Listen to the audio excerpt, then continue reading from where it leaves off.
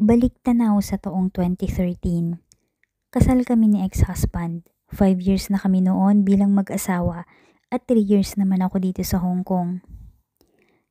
Text lamang noon ang komunikasyon namin dahil wala siyang Facebook account. Maayos pa rin naman ang relasyon namin kahit malayo sa isa't isa. Nagte-text sa araw-araw at nagtatawagan tuwing magdi-day off ako sa araw ng linggo. Hindi ako mahilig makipag-chat. Wala akong ka-chat, walang nanliligaw, walang kalandian. In short, nakafocus ako sa trabaho.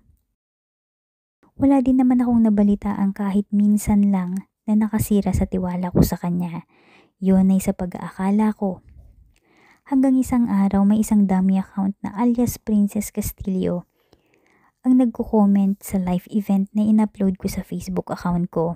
Ang live event na to ay tungkol sa wedding date namin ni ex-husband.